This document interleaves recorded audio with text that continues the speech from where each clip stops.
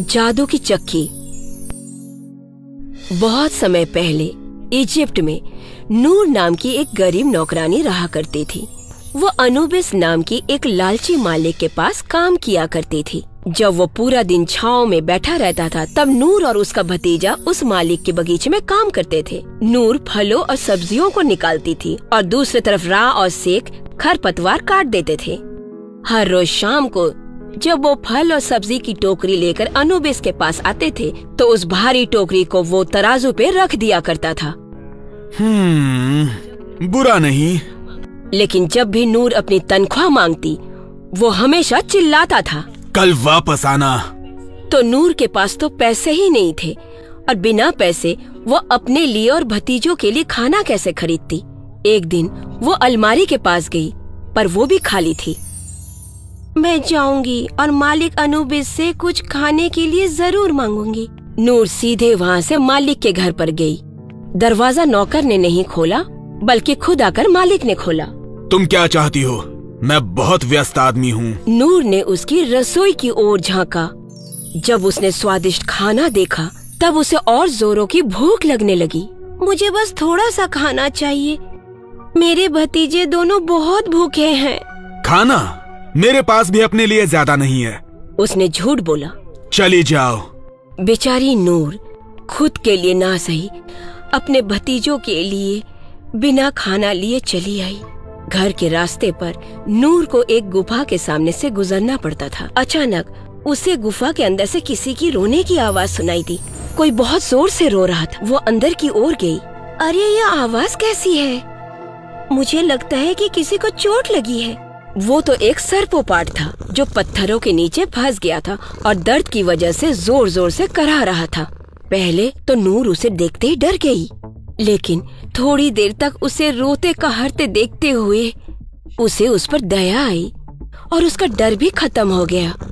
और उसने सरपोट से कहा कि मैं आपके लिए क्या कर सकती हूँ?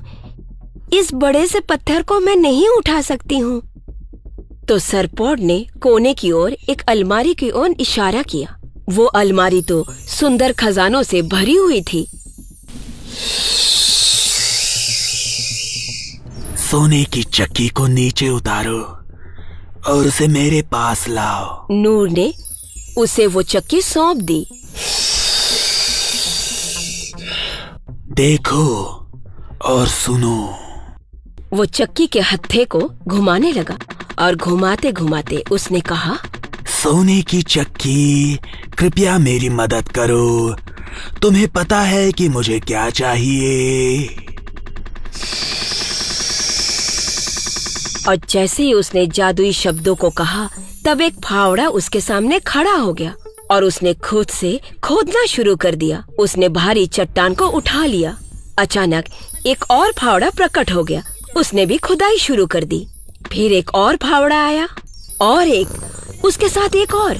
कुछ समय के बाद सभी फावड़ों ने अपना अपना काम पूरा किया और सर्पोपाट ने कहा, सोने की चक्की बंद हो जाओ, रुको। चक्की ने फावड़े बनाने बंद कर दिए और अंत में वो सर्पोपाट फिर से आजाद हो गया। तुमने मेरी मदद की, इसलिए मैं तुम्हें ये जादू की चक्की दे रहा हूँ। बस जादू के शब्द बोलो, फिर ये चक्की तुम्हें जो चाहिए वो देगी। ओह, धन्यवाद। फिर सर्पोपाट ने नूर को अलविदा कहा। अब चक्की को बंद करने के लिए जादू के शब्दों को मत बोलो।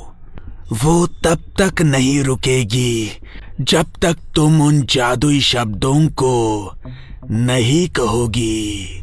मैं वो कभी नहीं भूलूंगी। अपने भतीजों को वो अद्भुत जादू की चक्की दिखाने के लिए वो दौड़ी चली गई। जब उसके भतीजों ने वो चक्की देखी, वो बिल्कुल खुश नहीं हुए। हमारा खाना कहाँ है नूर बुआ? हम खाना खाएंगे। सुनो, नूर ने हत्थे को घुमाना शुरू कर दिया। सोने की चक्की, मेरी मदद करो, तुम्हें पता है मुझे क्या चाहिए? अचानक तरह तरह के भोजन से टेबल भर गई।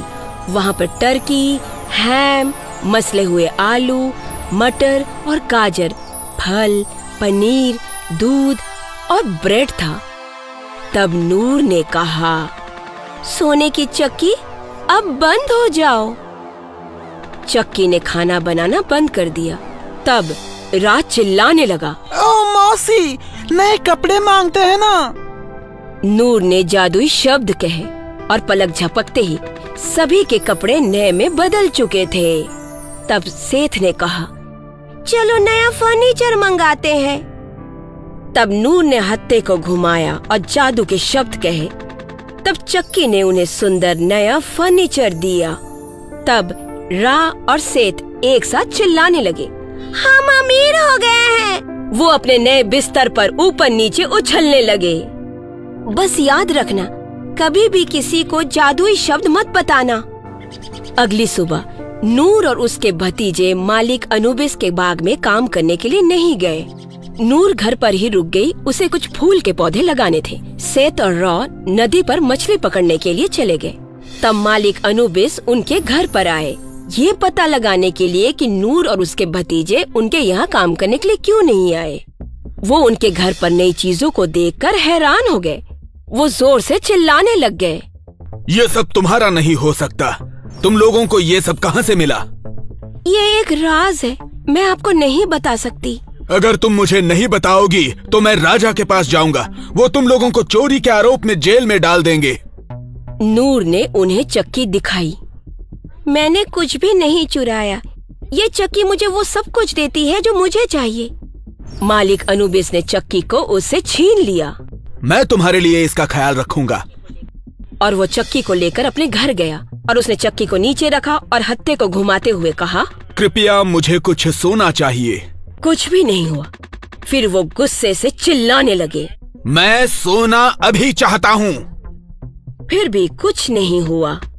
तब उन्होंने कहा, मुझे पता लगाना होगा कि ये मेरी आज्ञा कैसे मानेगी। वो नूर के भतीजों को ढूंढने के लिए निकल गए, क्योंकि नूर और उसके भतीजे दोबारा कभी मालिक अनुबिस के यहाँ काम करने नहीं गए।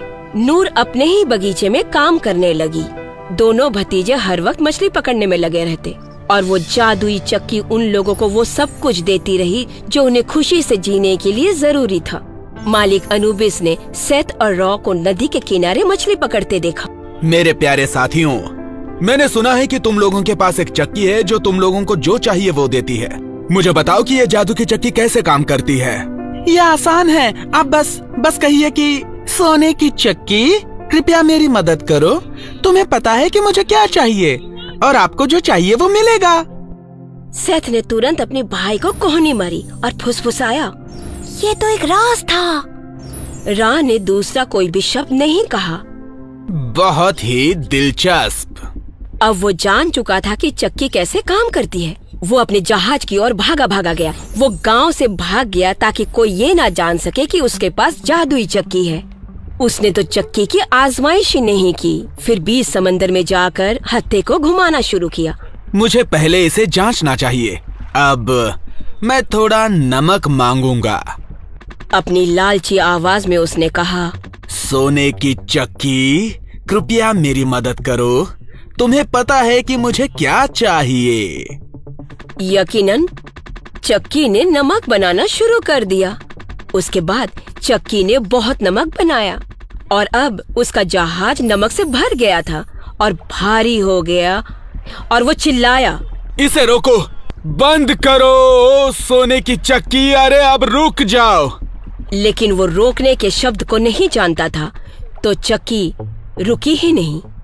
जल्द ही उसका जहाज वजन की वजह से डूबने लगा और आखिरकार जहाज और अनुबिस पानी में डूब ही गए। लेकिन बच्चों, क्या आप जानते हैं वो जादुई चक्की अभी भी चल रही है और नमक बनाई जा रही है। इसलिए बच्चों, समुंदर का पानी इतना खारा होता है। कहानी समाप्त।